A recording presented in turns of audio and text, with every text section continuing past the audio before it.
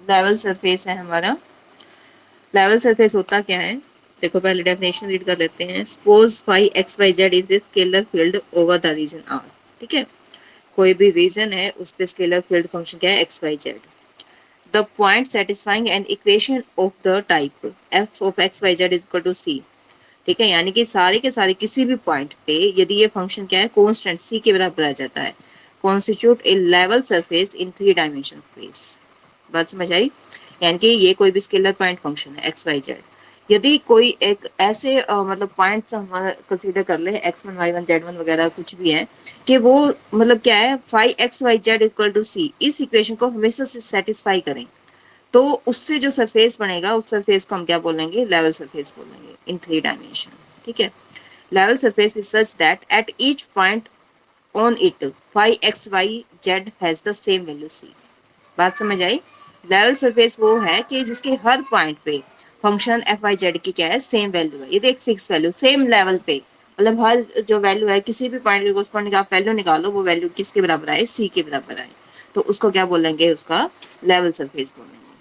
ठीक है, तो यहाँ पर जो हमारे पास इंपॉर्टेंट है वो ये है, देखो इसकी समरी में हमारे पास 4 पॉइंट्स हैं, 4 पॉइंट्स तो ये इंपॉर्टेंट है। पहला क्या है, gradient phi is normal to the surface F of x Y Z equal to C. यदि कोई भी सरफेस गिवन है हमें F of x Y Z equal to C, तो जो ग्रेडियंट फाई होता है ना वो उसके ऊपर नॉर्मल होता है। ठीक है, यदि आपको बोल दें कि एक नॉर्मल सरफेस निकालो किसी भी गिवन सरफेस के ऊपर, लेवल सरफेस है उसके ऊपर नॉर्मल निकालो, तो नॉर्मल निकालने के लिए आप उसके लिए क्या निकालोगे, ग्रेडियंट फाई निकालोगे। ठीक है ना, क्योंकि ग्रेडियंट फाई होता है वो क्या, तो नॉर्मल होता है उस सरफेस के ऊपर।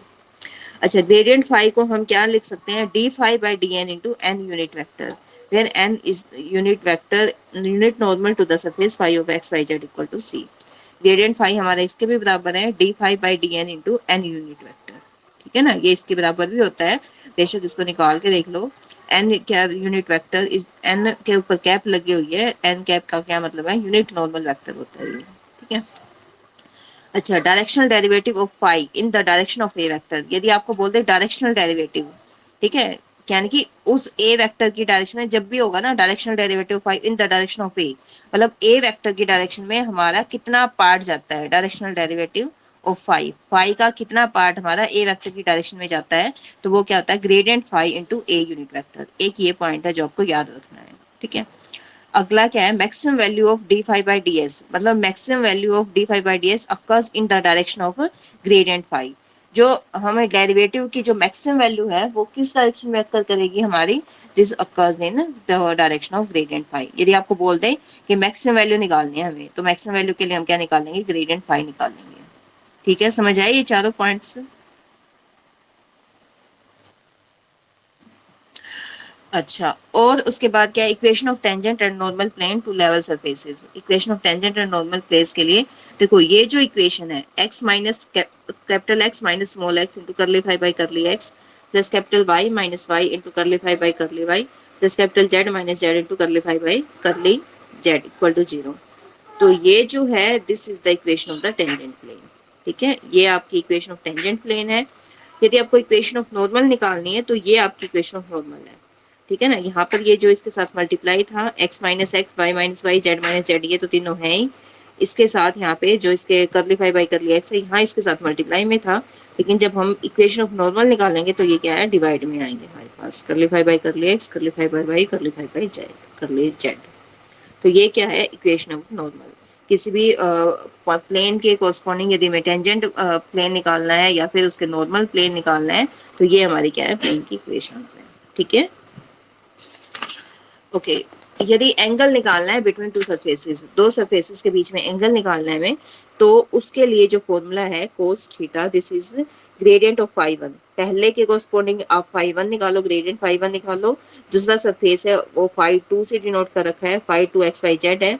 ठीक है, उसको उसका ग्रेडियंट निकालोगे, gradient phi two divided by mod of gradient phi one, mod of gradient phi two, ये है कोस थीटा। ये क्या है, angle of intersection between two surfaces.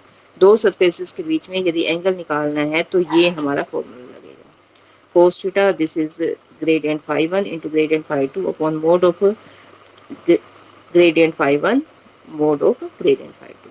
ठीक है, ये फॉर्मूले हैं। इन फॉर्मूला का यूज करके हमें यहाँ पे सम्स निकालने हैं। देखो यहाँ पे पहला सम करते हैं, find the equation of tangent plane. Tangent plane के इक्वेशन निकालनी है। टेंजेंट प्लेन की इक्वेशन मैंने बताया था, इक्वेशन ऑफ टेंजेंट प्लेन जो होता है हमारा, टेंजेंट प्लेन क्या होता है हमारा, कैपिटल एक्स माइनस एक्स।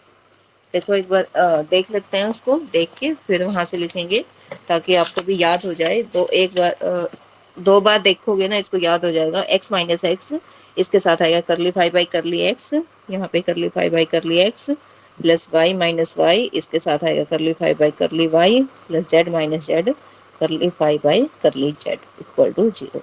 तो ये क्या थी हमारी, this is the equation of tangent plane. अब यहाँ पे इक्वेशन ऑफ टेंजेंट प्लेन निकालनी है। Equation of tangent plane and normal to the surfaces. अब सरफेस क्या है, यानी कि फाइव एक्स वाई जेड जो गिवन है हमें, वो क्या गिवन है, this is equal to x square plus y square plus z square equal to 25, या फिर इसको -25 इक्वल टू 0 भी हम इसको कर सकते हैं, ठीक है। और एट द पॉइंट, पॉइंट क्या है, एट पॉइंट, पॉइंट गिवन है हमें 403, ठीक है। यानी कि स्मॉल एक्स जो है वो 4 है, स्मॉल वाई जो है वो 0 है, स्मॉल जेड जो है वो भी हमारा 3 है, स्मॉल जेड हमारा यहाँ पे 3 है। तो ये तो आ गया। हमारे पास क्या रहता है, बस करली फाइव बाई करली एक्स निकालना है, करली फाइव बाई करली वाई और करली फाइव बाई करली जेड, यही निकालना है हमें, और कुछ तो निकालना ही नहीं। तो करली फाइव बाई करली एक्स निकाल लेते हैं। इस फंक्शन का एक्स के रिस्पेक्ट में डेरिवेटिव ये आ गया 2x। करली फाइव बाई करली वाई निकालेंगे तो वो आ गया 2y। करली फाइव बाई करली जेड निकालेंगे तो वो आ जाएगा 2z। और अब इस पॉइंट के कॉरस्पॉन्डिंग वैल्यू निकाल लेंगे, करली five by curly x eight the point 403। तो इस पॉइंट पे ये वैल्यू क्या हो जाएगी, यहाँ पे x की जगह पे 4 पुट होगा तो ये 8 आ जाएगा। Curly five by curly y eight 403, तो ये क्या हो जाएगा, 2y है तो ये 0 आ जाएगा। और करली five by curly Z 2z है तो 2 इंटू 3 तो ये 6 आ जाएगा, ठीक है ना, एक्स वाई जेड की वैल्यू एट 403। तो सारी वैल्यूज आ चुकी हैं, हमें इक्वेशन टेंजेंट प्लेन निकालना है। तो क्या हो जाएगा, x माइनस स्मॉल एक्स क्या 4 into curly five by curly x क्या 8, plus small capital y minus small y क्या 0, और ये भी 0 आ जाएगा, plus capital z minus small z क्या 3, और करली फाइव बाई करली जेड क्या है 6 इक्वल टू 0। बस इसको सोल्व करो, ये हमारा आंसर आ जाएगा 8x माइनस 32 प्लस में ये तो 0 आ जाएगा, plus 6z minus 18 equal to 0, ठीक है। तो यहाँ से जो आएगा हमारा ये आएगा 6x प्लस में ना 8x प्लस 6z, और माइनस में ये दोनों ऐड करेंगे तो 50 होगा इक्वल टू 0, या फिर 4x प्लस में 3z माइनस 25 इक्वल टू 0, ठीक है। This is the equation of tangent plane. अच्छा, इक्वेशन ऑफ नॉर्मल प्लेन भी निकालनी है। तो नॉर्मल प्लेन के लिए जस्ट हमारा फॉर्मूला चेंज हो जाएगा, x minus x divide by curly five by curly x, y minus y divide by curly five by curly y, z minus z divide by curly five by curly z, ठीक है। तो x minus ये क्या 4, करली five by curly x हमने निकाला ये 8 है, y minus capital y minus this is capital y minus y, y ये 0 है, करली फाइव बाई करली y निकाला ये 6 है, कैपिटल Z माइनस ये Z3 है, और ये वैल्यू 3 है। तो ये क्या आ जाएगी, this is the equation of the normal plane, ठीक है। समझ आ गया ना। ओके, नेक्स्ट देखो एग्जांपल 2 है हमारा।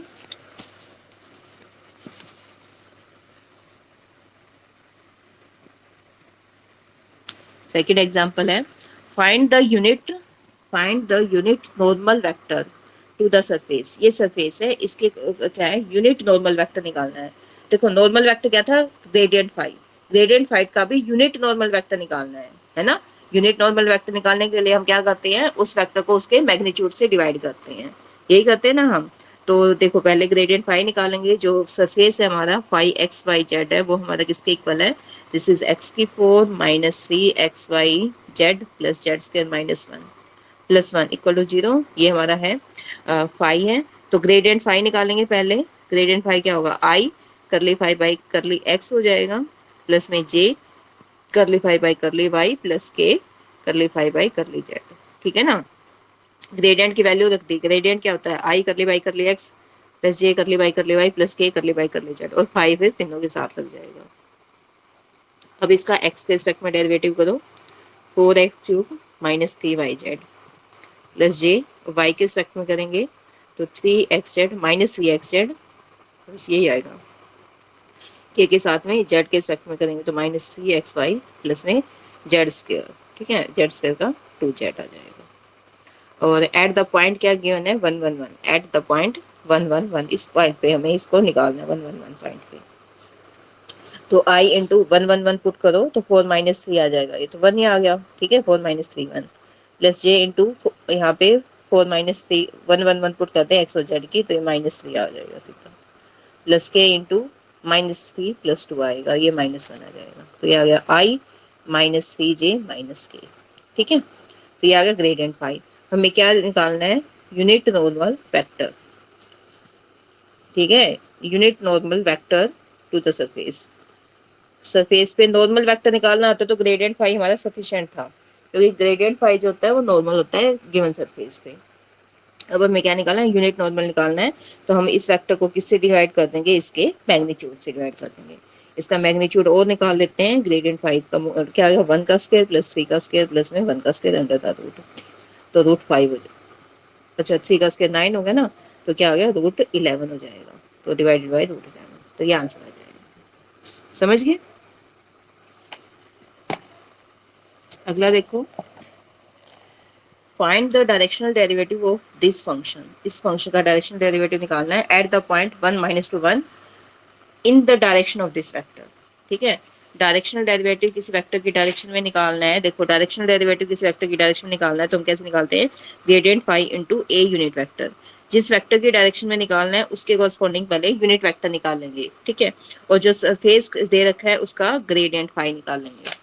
तो देखो फाई हमारा क्या है, ये फाई है हमारा, और डायरेक्शनल डेरिवेटिव क्या है, ये वाला वेक्टर ए वेक्टर है। तो पहले इस वेक्टर को इसके मैग्नीट्यूड से डिवाइड करके हम इसके कॉरस्पॉन्डिंग यूनिट वेक्टर निकाल लेंगे, ठीक है।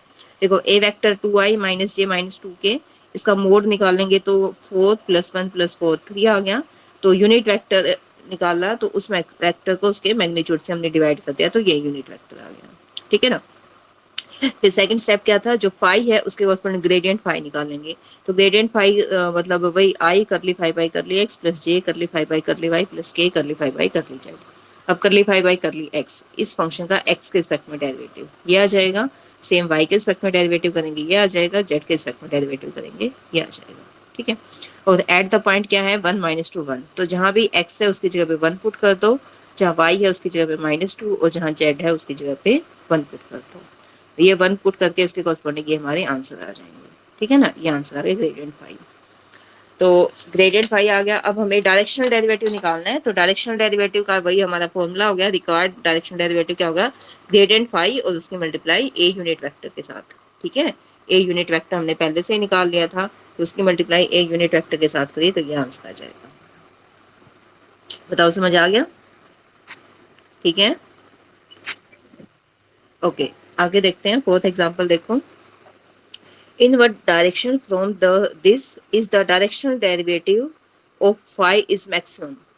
ये भी मैंने बताया है कि डायरेक्शनल डेरिवेटिव फाई हमारा मैक्सिमम कब होता है। देखो यहाँ पर मैंने बताया था maximum value of d phi by D S occurs in the direction of gradient phi.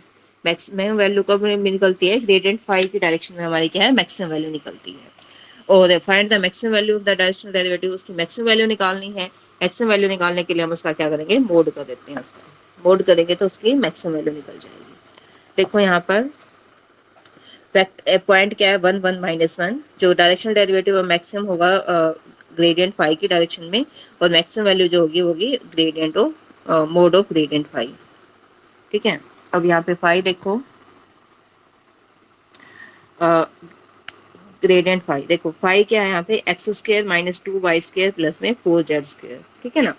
तो ग्रेडियंट फाई निकाला तो पहले 2xi, ठीक है, इसका एक्स के सेट में डेरिवेटिव करेंगे, उसके साथ आई फंक्शन लग जाएगा, तो curly phi by curly x into i plus curly phi by curly y into j plus curly phi by curly z into k, ठीक है ना।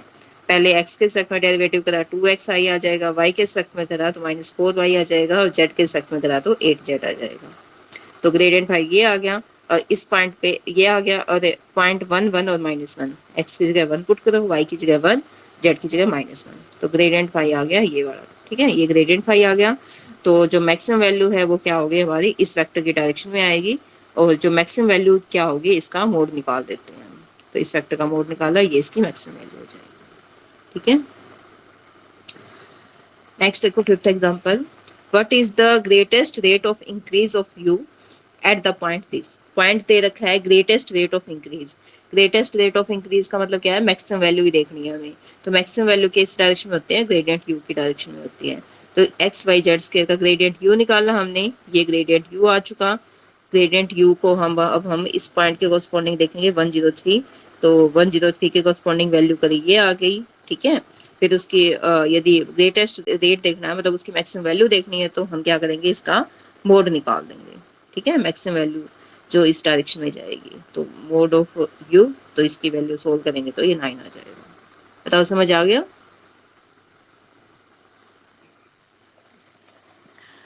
नेक्स्ट देखो एग्जांपल नंबर 6 है, find the angle of intersection. ठीक है, angle of intersection के लिए मैंने आपको फॉर्मूला बताया था, यदि दो सरफेसेस दे रखी हैं तो एंगल ऑफ इंटरसेक्शन का जो फॉर्मूला होगा हमारा क्या होगा, gradient phi 1 into gradient phi 2 divided by mod of gradient phi 1 और ग्रेडियंट फाई 2, ये वाला फॉर्मूला हमारा लगेगा। तो पहले ग्रेडियंट फाई 1 निकालेंगे फंक्शन के कॉरस्पॉन्डिंग। पॉइंट क्या है, 4 - 3 2 है। पहला ये फंक्शन है, इसको फाई 1 का नाम दे दिया इसने, दूसरा फंक्शन है इसको फाई 2 का नाम दे दिया। ठीक है, ग्रेडियंट फाई 1 निकालेंगे तो कर ली फाई 1 बाई कर ली एक्स इंटू आई प्लस कर ली फाई 1 बाई कर ली वाई इंटू जे। ठीक है, ये लिख दिया, इसके कॉरस्पॉन्डिंग डेरिवेटिव की वैल्यू लिख दी हमने। राइट, कर ली फाई 2 निकालेंगे तो वही इसका इसका डेरिवेटिव करेंगे, अब इसका डेरिवेटिव करके इसके कॉरस्पॉन्डिंग वैल्यू निकाल दी। अब दोनों की एट दिस पॉइंट, जो पॉइंट दे रखा था 4 - 3 2, दोनों के कॉरस्पॉन्डिंग उस पॉइंट पे वैल्यू निकाल दी, ग्रेडियंट फाई 1 की भी और ग्रेडियंट फाई 2 की। ठीक है, फिर उनके बीच में एंगल का फॉर्मूला लगा दिया, gradient phi 1 dot gradient phi 2 divided by mod of this. तो इन दोनों के बीच में डॉट प्रोडक्ट और इन दोनों का मोड। डॉट प्रोडक्ट में तो क्या आएगा, आई के साथ मल्टीप्लाई मीन्स 12 8 96। ठीक है, 12 छिकम 72, ये माइनस माइनस से प्लस हो जाएगा और 4 4 जा कितना हो गया, 16 हो गया। ठीक है ना, divided by mod of this, इसका मोड निकालेंगे तो इसका स्क्वायर प्लस इसका स्क्वायर प्लस इसका square under the root, same इसका मोड करेंगे तो ये अंडर द रूट, यहाँ आ जाएगा आंसर। इसकी कैलकुलेशन कर लो, तो this is the required angle of intersection. ठीक है, ये cos theta equal to this. Okay, इसमें हमारे पास कितने एग्जांपल्स हैं, 10 एग्जांपल्स हैं। आज हमने 6 कर लिए हैं। ठीक है, 7th और ये 8th 9th 10th, चलो ये 4 एग्जांपल्स हैं, ये हमने